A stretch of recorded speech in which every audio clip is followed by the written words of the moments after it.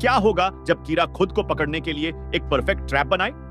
क्या होगा जब लाइट और एल मिलकर एक ऐसा प्लान बनाएं जो किसी ने सोचा भी ना हो? आज की कहानी में होगा सबसे बड़ा ऑपरेशन योत्सुबा, कीरा को पकड़ने के लिए। तो दोस्तों, पिछली एपिसोड में लाइट और एल को पता चला था कि योत्सुबा ग्रुप में कीरा है। अब उन्हें एग्जैक्ट पर्सन को आइडेंटिफाई करना है। कहानी शुरू होती है एल की हेडक्वार्टर्स में। पूरी टास्क फोर्स एक साथ बैठी है। लाइट भी वहां है, पूरी तरह से इन्वेस्टेड इन्वेस्टिगेशन में। एल स्क्रीन पर योत्सुबा ग्रुप के एग्जीक्यूटिव्स की फोटोज दिखाता है। वो कहता है, इन 8 लोगों में से एक कीरा है, हमें पता करना है कौन। लाइट उन फोटोज को ध्यान से देखता है। वो कहता है, हमें इन सब की कंप्लीट बैकग्राउंड चेक चाहिए, फैमिली, एजुकेशन, फाइनेंशियल रिकॉर्ड्स, सब कुछ। मत्सुदा कहता है, लेकिन यह बहुत टाइम कंज्यूमिंग होगा। लाइट जवाब देता है, तो हम एक शॉर्टकट यूज करेंगे। हम इन लोगों को एक सिचुएशन में लाएंगे जहां कीरा को अपनी पावर यूज करनी पड़े। एल इंप्रेस्ड है। गुड थिंकिंग लाइट कुन। हम एक ट्रैप सेट करेंगे। अगले दिनों में टास्क फोर्स एक एलाबोरेट प्लान बनाती है। वो डिसाइड करते हैं कि वो एक फेक सिचुएशन क्रिएट करेंगे। प्लान ये है, वो साकुरा टीवी के थ्रू एक अनाउंसमेंट करवाएंगे। एक पर्सन पब्लिकली कीरा को चैलेंज करेगा। योत्सुबा एग्जीक्यूटिव्स यह देखेंगे और कीरा को उस पर्सन को मारने की टेम्पटेशन होगी।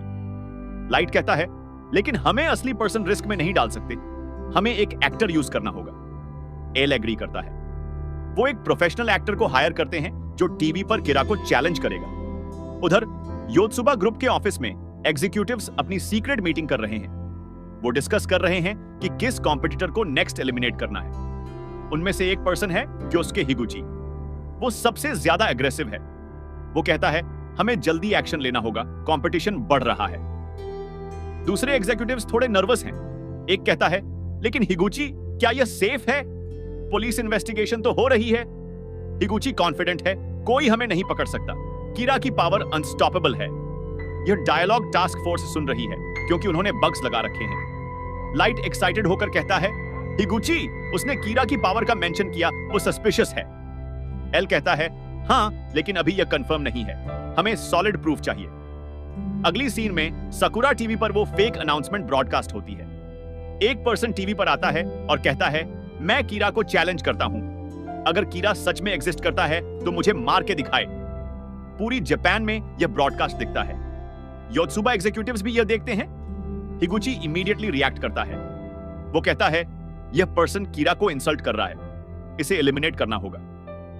दूसरे एग्जीक्यूटिव्स डरते हैं, लेकिन यह बहुत ओपन है, पुलिस ट्रैप हो सकता है। हिगुची नहीं सुनता। वो अपनी डेथ नोट निकालता है जो व्यूअर को दिखती है लेकिन टास्क फोर्स को नहीं, और उस पर्सन का नाम लिखने की सोचता है। लेकिन तभी उसे डाउट होता है। वो सोचता है, क्या यह ट्रैप है? वो वेट करने का डिसाइड करता है। टास्क फोर्स हेडक्वार्टर्स में सब वेट कर रहे हैं। घंटे बीत जाते हैं लेकिन एक्टर को कुछ नहीं होता। मात्सुदा कहता है, कीरा ने अटैक नहीं किया, शायद हमारा प्लान फेल हो गया। लाइट सोचता है। वो कहता है, नहीं, कीरा स्मार्ट है, उसे ट्रैप का शक हुआ, हमें अपना अप्रोच चेंज करना होगा। एल अग्रीज, लाइट कुन सही कह रहा है, हमें ज्यादा सटल होना होगा। अगले कुछ दिनों में टास्क फोर्स एक दूसरा प्लान बनाती है। इस बार वो डायरेक्टली योत्सुबा एग्जीक्यूटिव्स को टारगेट करेंगे। लाइट का आइडिया है कि वो योत्सुबा ग्रुप में अंडरकवर जाए, कोई नई कंपनी बनाकर उनसे बिजनेस डील की बात करें। एल कहता है, यह रिस्की है लेकिन इफेक्टिव हो सकता है। वो एक फेक कंपनी सेटअप करते हैं। मात्सुदा को अंडरकवर भेजा जाता है as a businessman. Matsuda nervous है, मैं यह कर सकता हूं। लाइट उसे इंकरेज करता है, तुम कर सकते हो मात्सुदा, बस नॉर्मल बिजनेसमैन की तरह बिहेव करो। मात्सुदा योत्सुबा ग्रुप में मीटिंग के लिए जाता है। वहां वो हिगुची से मिलता है।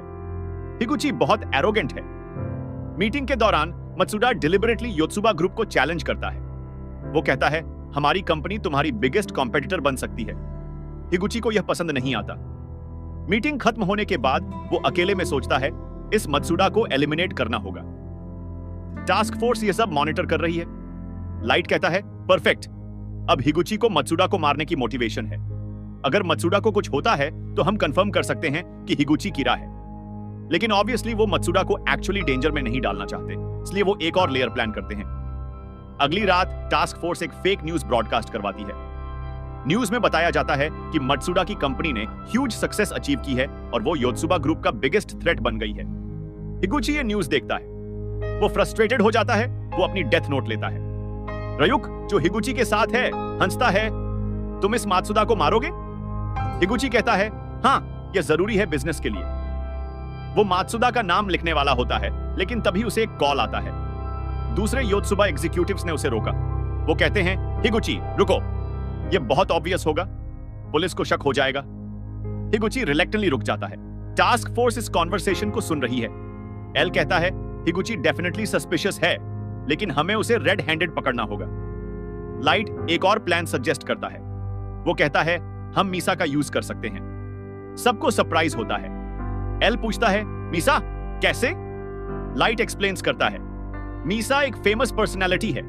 अगर मीसा पब्लिकली योत्सुबा ग्रुप को क्रिटिसाइज करे तो हिगुची रिएक्ट करेगा, और मीसा के अराउंड हम फुल सिक्योरिटी रख सकते हैं। एल सोचता है, फिर अग्री करता है, यह काम कर सकता है।